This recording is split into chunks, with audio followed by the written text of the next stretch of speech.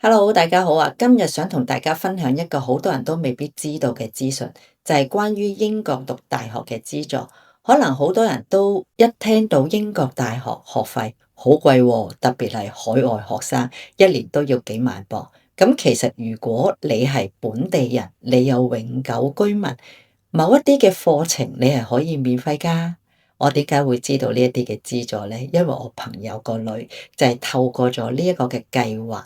可以免費讀書，所以我今日想同大家分享一下呢一個嘅計劃係點樣去運作，同埋有啲乜嘢嘅條件你要知道咯。但係我要講明，天下係冇免費的午餐，係有條件，而且啲條件都有啲嚴格嘅。如果你做到呢一啲嘅條件，你係唔使還翻錢俾政府咯。咁而家詳細同大家講下啦。首先，第一個條件就係只限於本地人，你要有永久居民。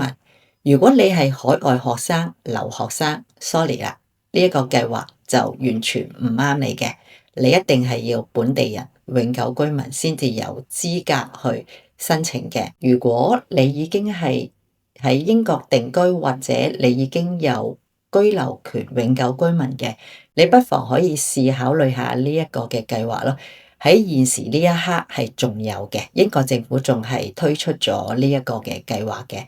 咁我喺呢一度就唔詳細講啦，你可以上網揾資料係揾到嘅，邊一啲嘅科目係有資格嚟到去申請資助咯。咁之後佢會唔會改呢？我就唔知啦。但係現時呢一刻係仲有呢一個嘅計劃嘅，你哋不妨可以上網嚟到去揾下啦。咁但係基本上呢一啲係集中喺專業嗰個範圍裡面嘅。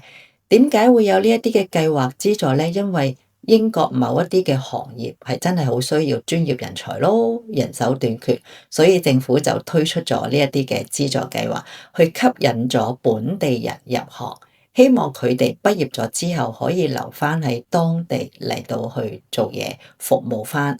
咁呢一個嘅資助計劃係啲乜嘢呢？最重要當然係學費全免啦。一啲你都唔需要俾錢，除咗學費之外，仲有生活津貼俾你㗎。咁你要知道英國嘅大學學費係好貴，一年都要9000幾磅。就你呢個係本地人啊嚇，咁你讀3年你就3萬磅啦。咁之後可能仲會加價㗎喎。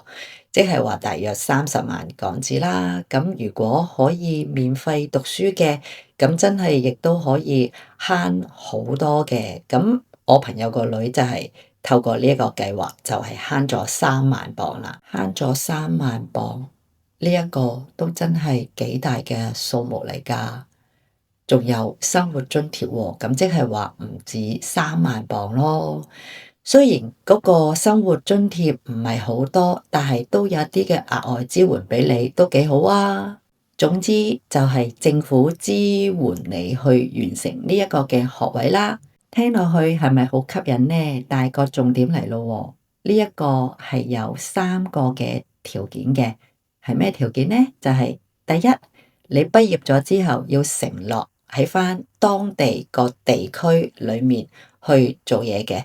做幾耐呢？咁就要睇你讀嗰個時間幾耐啦。但基本上最少都要1年半至到2年嘅，你要喺當地裡面嚟到去做返嘢，即係話你攞政府嘅錢去讀書，政府就預期你畢業咗之後就要留返喺當地嗰個地區裏面去服務翻呢一個嘅行業，咁其實都幾合理嘅，因為嗰個政府投資咗喺你身上啊嘛，培訓咗你，咁你當然係畢業咗之後就要貢獻翻俾呢一個嘅政府啦，係咪先？咁我個朋友個女呢，就係承諾咗啦，咁佢畢業咗之後，而家已經係做緊嘢啦。咁佢1蚊都唔需要俾咯，你係要做翻相關嘅行業㗎，唔係立亂一份工就可以嚟到去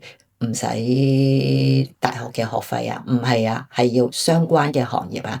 你讀嗰一科，你就係要去揾翻嗰一科嗰個行業嚟到去做咯。第二個條件就係你畢業之後，你一定要喺3個月內揾到嘢做啦。咁如果你揾唔到嘅，咁亦都要俾翻錢政府嘅。咁我建議咧就係話你喺未畢業之前就去穩定工作咯。咁一畢咗業，你有份工啦，咁就可以去做嘢啦。但係你係冇時間去玩咯，因為你攞咗政府嘅錢啊嘛。咁你一畢咗業之後，你就要出嚟做嘢噶啦。呢一個你要自己諗清楚啦。咁第三就係話，如果你唔履行呢一個嘅承諾咧，就要俾翻晒錢政府啦。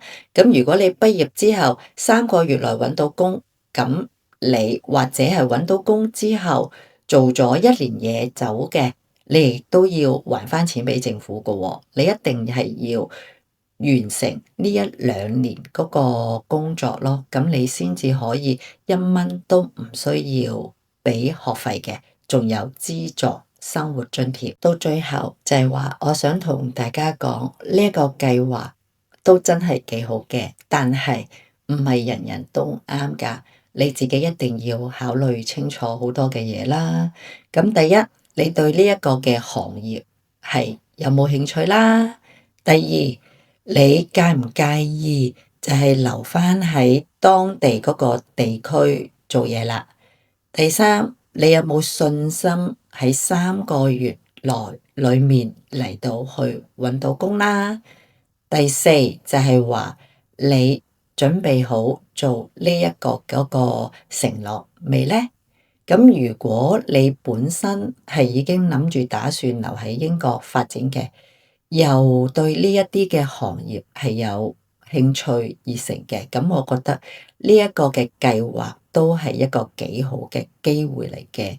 咁如果你只係為咗想慳錢唔俾學費嘅，又或者讀完就想走嘅，你自己要諗清楚啱唔啱你自己咯。